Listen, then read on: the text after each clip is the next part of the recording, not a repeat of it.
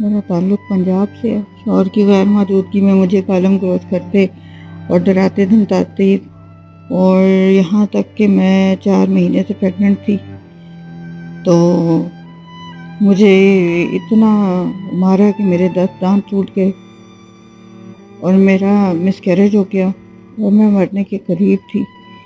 ان حالات میں میرے ابو نے مجھے اور میری فیملی کو ملیشیا بھیج دیا۔ ہم اکتوبر 2014 میں ملیشیا پہنچے۔ ہم نے UNO میں اسائلم کر دیا، لیکن UNO نے ہمیں کوئی کارڈ کوئی چیز ایشو نہیں کی اور کہا کہ ہم آپ کو کال کریں گے، آپ تب آنا۔ 1 سال ایسے ہی گزر گیا تو UNHCR نے کوئی کال نہیں کی۔ اس وقت مردوں کو زیادہ پکڑتی تھی پولیس اور امیگریشن، تو گھر چلانے کے لیے مجھے ٹیلرنگ کا کام کرنا پڑا۔ میری شاپ کے پاس ہی ایک شاپ تھی جہاں سے میں روزانہ چیزیں خریدتی تھی۔ شاپ کی مینیجر نے میری شناخت پوچھی اور تلخ کلامی کی۔ دوسرے دن نے مجھے چوری کے الزام میں پولیس کے حوالے کر دیا۔ میرے پاس پہلے ہی UNO کا کوئی کارڈ نہیں تھا، اس لیے مجھے اریسٹ کر لیا گیا۔ حوالات میں مجھے تشدد کیا گیا کہ میں چوری کو قبول کر لوں، جو کہ میں نے نہیں کی۔ مجھے عورتوں کے حوالات میں ڈال دیا گیا۔ مجھے ڈراتے دھمکاتے رہے کہ نہیں تو تمہاری فیملی کو اٹھا لیں گے۔ حوالات میں میری طبیعت کافی خراب ہو گئی تھی، لیکن مجھے کوئی طبی امداد نہیں دی گئی۔ حوالات میں سونے کی جگہ تھوڑی سی اونچی تھی، باقی جگہ پہ کیڑے مکوڑے ہوتے تھے اور واش روم کا کوئی پردہ نہیں تھا۔ کھانے میں چاول ابلے ہوئے اور مچھلی دی جاتی تھی بغیر نمک مرچ کے، جو ہم کھا ہی نہیں سکتے۔ ایک کمرے میں 4 عورتوں کی جگہ تھی جہاں 10 کو رکھا ہوا تھا۔ تو 10 دن کے بعد انہوں نے مجھے حوالات سے جیل منتقل کر دیا۔ جیل میں جیل کے ماحول نے میرے جسم کیا روح کے پرخچے اڑا دیے۔ بہت سی قیدیوں کو مارا پیٹا جاتا، یہاں تک کہ قیدی عورت کی ڈیتھ ہو گئی تھی میرے سامنے۔ میرے ہوش و حواس گم ہو گئے تھے، میری طبیعت خراب ہو گئی تھی۔ تلاشی کے نام پر مجھے بھی مارا گیا اور کہا کہ یہ جو آپ کے دانت ہیں نکلی لگائے ہوئے آپ نے، ان کو اتاریں۔ جب نہیں اتار سکی تو مجھے بھی مارا گیا اور مجھے 2 قیدی عورتوں نے سہارا دے کر جیل کے اندر لے گئی، لیکن مجھے کوئی میڈیکل سہولت نہیں دی گئی۔ اور جیل میں تو بس ایک ٹائم پانی ملتا اور چاول ابلے ہوئے ملتے اور نمک بغیر نمک کے مرچ کے مچھلی ملتی، اور جو ہے وہ زیادہ پیاس لگتی تو پھر واش روم کا پانی پیتے۔ واش روم کا پانی پینا پڑتا گزارا کرنے کے لیے۔ جیل کے ایک کمرے میں 14 عورتیں تھیں۔ واش روم کی صرف ایک سیٹ تھی، 2 ٹب پانی سے بھرے ہوتے تھے اور ایک عورت کو ایک پانی کا مگ ملتا تھا، اور نہ وہاں سو سکتے تھے، نہ نہا سکتے تھے، نہ کھا سکتے تھے۔ انتہائی ذلت آمیز سلوک کیا جاتا کہ جب ہمیں ان کی زبان کی سمجھ نہیں آتی تو وہ ہمیں گالیاں دیتی تھیں۔ آخر 14 دن کے بعد مجھے عدالت میں پیش کر دیا گیا۔ عدالت نے چوری کا الزام میں مجھے بری کر دیا، جبکہ نو ڈاکیومنٹ کا کیس مجھ پہ تھا کہ جب مجھے پکڑا گیا تو اس وقت میرے پاس کوئی ڈاکیومنٹ نہیں تھا۔ تو مجھے انہوں نے 1000 رنگٹ فائن کیا، جو کہ میں پیش نہیں کر سکی۔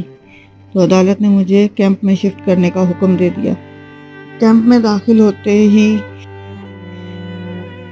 ہمیں پانی کا ایک مگ اور ایک چادر دی گئی، اور چیکنگ کے نام پر پھر اسی ذلت کا سامنا کرنا پڑا اور مارا گیا۔ مجھے 7 دن بخار رہا وہاں پہ، لیکن کوئی طبی امداد نہیں دی، اور کیمپ کی عورتوں نے میری ہیلپ کی۔ کیمپ میں شفٹ ہوتے ہوئے جب مجھے جیل سے عدالت سے کیمپ میں شفٹ کیا جا رہا تھا تو میرا دل دماغ میری یادداشت کام ہی نہیں کر رہی تھی کہ میں نے اپنے شوہر کا نمبر جو تھا وہ میں نے اپنی بازو پہ لکھ لیا اور اس کو یاد کرنے لگی۔ کیمپ میں بالکل بھی کچھ بھی میرا دل دماغ کوئی کام نہیں کر رہا تھا۔ 1 ہفتے کے بعد میں نے ایک عورت کو کہا کہ میری کال کروا دو۔ سفارش کرنے پر آفیسر نے مجھے بلایا اور کہا کہ کال کر کے اپنا پاسپورٹ اور ٹکٹ منگواؤ اور جاؤ یہاں سے۔ میں نے اپنے شوہر کو کال کی اور اپنا باڈی نمبر بتایا اور اپنا کیمپ کا بتایا۔ میرے شوہر وہ لے کر UNO گئے اور میری ڈیٹیلز دے دیں، تو دسمبر میں میری فیملی کو اپائنٹمنٹ کارڈ دیا گیا جبکہ میں کیمپ میں تھی۔ میرے ہسبینڈ روزانہ 3 مہینے تک جا رہے تھے UNHCR۔ 3 ہفتے کے بعد میری چائنیز دوست کی ایک سفارش کی وجہ سے مجھے دوبارہ کال کرنے کا موقع مل گیا، تو میں نے اپنے شوہر کو کال کی۔ انہوں نے کہا کہ UNHCR والے آپ سے ملنے آئیں گے۔ تقریباً 3 ہفتے کے بعد UNHCR والے UNO کیمپ میں آئے اور مجھ سے ملاقات کی۔ میرا جو کیس تھا وہ انتہائی ہمدردی سے سنا اور دوبارہ آنے کا کہا۔ کیمپ میں مختلف ملکوں کی عورتوں کے گروپ سے جو آپس میں لڑتی تھیں، کیمپ میں میں نے تمام وقت نماز پڑھ کر اور قرآن پڑھ کر گزارا۔ کم سے کم 20 قرآن ختم کیے ہوں گے میں نے۔ ادھر انڈونیشین اور تھائی اور ویتنام عورتوں کو اسلام کا بتایا، ان کو قرآن پڑھایا، انگلش میں ترجمہ بتاتی تھی۔ باقی میں 2 ہفتے بعد تقریباً میں ایک دوپہر کو تسبیح پڑھ رہی تھی، تو ایک آفیسر آئی اور میرا باڈی نمبر بولا اور مجھے کہا کہ آپ کی رہائی ہے، آپ آ جائیں۔ مجھے اپنے کانوں پہ یقین نہیں ہو رہا تھا، میرا جو دماغ ہے کام نہیں کر رہا تھا، مجھے کچھ سمجھ نہیں آ رہی تھی۔ بہرحال سمجھ میں نہیں آ رہا تھا کہ کیا ہو کیا رہا ہے۔ بہرحال میں اس دن مجھے اور تقریباً ایک عورت میانمار اور 17 مردوں کو ہم سب کو ایک بس میں کیمپ سے UNO لایا گیا، جہاں میرے شوہر انتظار کر رہے تھے۔ یہ سب کچھ ناقابل یقین تھا۔ شام کو میں نے اپنے بچوں میں واپس پہنچی 3 مہینے کے بعد۔ میرا وزن آدھے سے زیادہ کم ہو چکا تھا، میری نظر بہت زیادہ کمزور ہو گئی تھی، میرا معدہ، دل، دماغ، جسم کچھ کام نہیں کر رہا تھا۔ میں کھڑی نہیں ہو سکتی تھی اپنے پاؤں پہ صحیح طرح، 2 منٹ کے لیے میں کھڑی نہیں ہو سکتی تھی۔ خیر اگلے دن میرا 17 سال کا بیٹا، اس کو امیگریشن نے پکڑ لیا، تو غم کے مارے میرا دل پھٹا جا رہا تھا کہ جو میں نے برداشت کیا وہ میرا بیٹا، معصوم بیٹا برداشت کرے گا۔ میرے بیٹے کے پاس اس وقت ویلڈ اپائنٹمنٹ کارڈ تھا، لیکن امیگریشن نے پھر بھی اسے پکڑ لیا۔ میرے شوہر پچھلے 3 ماہ سے مسلسل UNO جا رہے تھے، تو اگلے دن میں بھی ساتھ چلی گئی۔ تو UNO کی ایک انگریز آفیسر نے میرے شوہر سے کہا کہ اب تو آپ خوش ہیں کہ آپ کی بیوی واپس آ گئی ہے۔ میرے شوہر نے کہا کہ میں کیسی خوشی، میری بیوی واپس آ گئی ہے تو کل میرے بیٹے کو امیگریشن نے پکڑ لیا ہے۔ وہ آفیسر سر پکڑ کر بیٹھ گئی۔ خیر ہمارا انٹرویو لیا انہوں نے اور ہمیں پکچر کارڈ ایشو کر دیا، لیکن اپنے بیٹے کے لیے ہم روزانہ UNO جا رہے تھے۔ آخرکار 1 مہینے کے بعد UNO نے میرے بیٹے کو بھی چھڑوا لیا۔ میرے بیٹے کے ساتھ بھی تشدد ہوتا تھا۔ میرے بیٹے اب سوکھ کر جب گھر آیا تو وہ میرا بیٹا سوکھ کر کانٹا بن چکا تھا۔ اس کی نظر کمزور ہو گئی، اس کے دانت ہل گئے، سارے گر گئے ہیں، اس کے بال سفید ہو گئے۔ اسے بھی کھانے میں صرف ایک ابلے ہوئے چاول اور مچھلی دی جاتی تھی بغیر نمک مرچ کے، اور 1 کپ پانی۔ ہم سب یہاں پہ ان ساری چیزوں کے ساتھ زندہ ہیں، اور ہم HEI کے زیر 5 سال سے میڈیسن کھا رہے ہیں، نیند کی گولیاں کھا کھا کے تنگ آ چکے ہیں۔ ہماری ری سیٹلمنٹ کا کچھ نہیں ہو رہا۔ انتظار بہت ظالم چیز ہے، انسان کو مار ڈالتی ہے۔ میں اور میری فیملی جیسے تیسے بھی انتظار کر رہے تھے ری سیٹلمنٹ کا کہ کسی طرح ہو، لیکن رفیع اللہ صاحب کی حوالات میں شہادت نے میرے سارے دکھ درد تازہ کر دیے۔ ہم پاگل ہو رہے ہیں کہ کتنا اذیتناک ہوتا ہے، کرمناک ہوتا ہے وہ لمحہ جب ہم یہ سوچتے ہیں کہ دوبارہ اپنے پیاروں کی شکل دیکھ پائیں گے کہ نہیں۔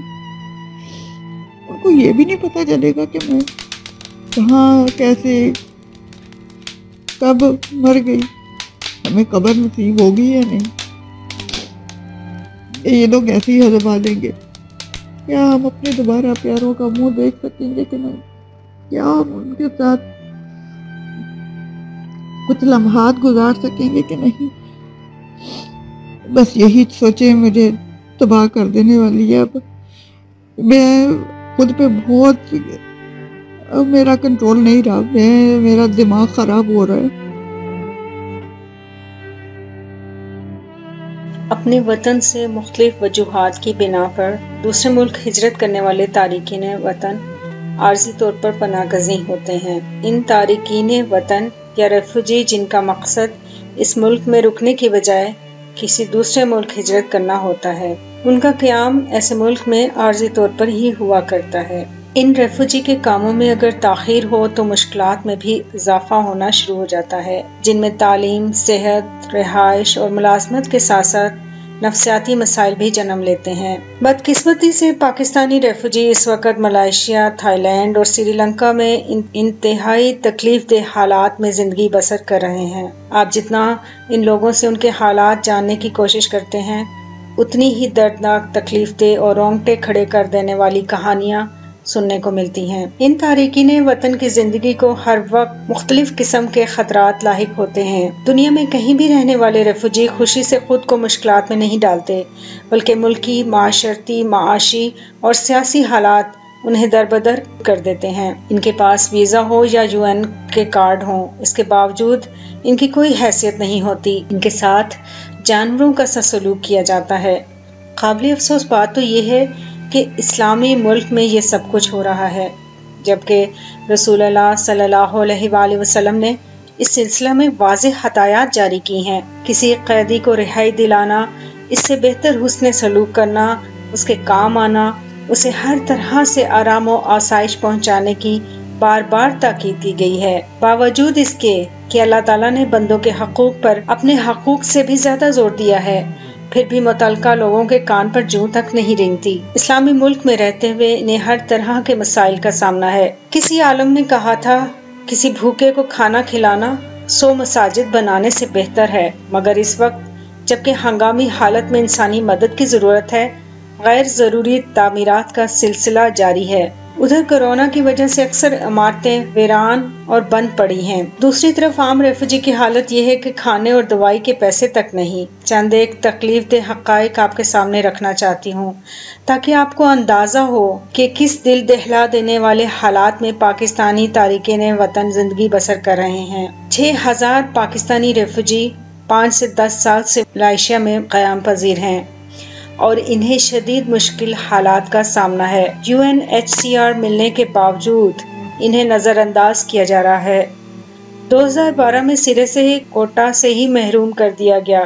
بہت سے ریفوجی جیل میں قید کے بعد ڈپورٹ کر دیے گئے۔ کام کے دوران گرفتاری کا سلسلہ جاری ہے۔ جیل میں شدید تشدد کیا جاتا ہے، جس میں مرد اور عورت کی تخصیص نہیں کی جاتی۔ زبردستی کاغذ پر سائن کروائے جاتے ہیں کہ واپس پاکستان جانا چاہتے ہیں۔ ملائیشیا میں کام کرنے کی اجازت نہیں، لیکن اگر ہر طرف سے در بند ہو تو بیوی بچوں کی خاطر خود ہی ہاتھ پاؤں مارنے پڑتے ہیں۔ انسانی حقوق کی تنظیمیں، انسانیت کے نام پر کام کرنے والے NGO، غریب کے نام پر فنڈ اکٹھے کرنے والے ادارے اور UNO بھی اس طرح سے مدد کرنے کے لیے آگے نہیں آتی جیسا کہ کرنے کا حق ہے۔ ان حالات سے تنگ آ کر ایک پاکستانی نے خودکشی کر لی۔ لوگ شدید ڈپریشن کا شکار ہیں۔ سکول مہنگے ہیں، جس سے بچوں کی تعلیم متاثر ہو رہی ہے۔ ریفوجی پر جان لیوا حملے اور لوٹ مار جاری ہے۔ اب حالات اس نہج پر آ چکے ہیں کہ سربراہان اور حکومتی اداروں کو فوری حرکت میں آنے کی ضرورت ہے۔ اس مسئلے کو ہر پلیٹ فارم پر اٹھانے کی کوشش کی جانی چاہیے۔ انہی جیسے بہت سے تارکین وطن کو ہنگامی اور ایمرجنسی بنیادوں پر مدد کی ضرورت ہے۔ یہاں ہر وقت ایک خوف کی فضا قائم رہتی ہے۔ اقوام متحدہ کا ادارہ برائے مہاجرین UNHCR کے تحت خصوصی شناختی نمبر کے تحت ان کا ادراج کیا جاتا ہے۔ تھائی لینڈ، ملائیشیا اور سری لنکا کے حکام کی نظر میں یہ غیر قانونی تارکین وطن ہیں۔ ان کی مثال آسمان سے گرا کھجور میٹکا جیسی ہے اور یہ ایک منجھدار میں پھنس گئے ہیں۔ انسانی حقوق کے بین الاقوامی اداروں سے اپیل کی جاتی ہے کہ انہیں جینے کا حق دلانے کے لیے ان کی مدد کی جائے، جو ہر وقت ملک بدری کے خوف میں مبتلا ہیں۔ مقامی لوگ ان سے نفرت کرتے ہیں، وہ نہیں چاہتے کہ تارکین وطن یہاں آئیں، لیکن سیاست کا عجیب کھیل جاری ہے۔ اشرافیہ کے لوگ اپنے ارد گرد کے بھوکے پیاسے اور مدد کے متلاشی لوگوں سے بے نیاز اپنی زندگیوں میں مگن دکھائی دیتے ہیں۔ ایک ریفیوجی نے بتایا ان کا ایک بیٹا اور ایک بیٹی پاکستان میں ہیں جنہیں انہوں نے 8 برس سے نہیں دیکھا۔ مجھے ان سے ملنے کے لیے بے چینی محسوس ہو رہی ہے۔ میں ان کے دکھ کو شاید کسی حد تک سمجھ سکوں، لیکن محسوس کرنا میرے بس کی بات نہیں۔ ملائیشیا کی پولیس پاکستانیوں پر بہت زیادہ ظلم اور تشدد کرتی ہے، یہاں تک کہ اب ان کا کہنا ہے کہ پاکستان کی پولیس ملائیشیا کی پولیس سے بہت اچھی ہے۔ حضرت عبداللہ بن عباس رضی اللہ تعالیٰ عنہما بیان فرماتے ہیں، حضور اکرم صلی اللہ علیہ وآلہ وسلم نے ارشاد فرمایا، جس نے دشمنوں کے ہاتھوں سے کسی مسلمان قیدی کو فدیہ دے کر چھڑایا تو میں محمد صلی اللہ علیہ وسلم وہی قیدی ہوں۔ یعنی کسی مسلمان قیدی کو چھڑانا گویا کہ جناب رسول اللہ صلی اللہ علیہ وسلم کو چھڑانے جیسا ہے۔ سبحان اللہ، اس سے بڑھ کر اس عمل کی اور کیا فضیلت ہو سکتی ہے، کیونکہ اس حدیث میں حضور اکرم صلی اللہ علیہ وسلم نے کسی مسلمان کے قید ہونے کو اپنے قید ہونے جیسا اور اس کو چھڑوانے کو اپنے چھڑانے جیسا قرار دیا ہے۔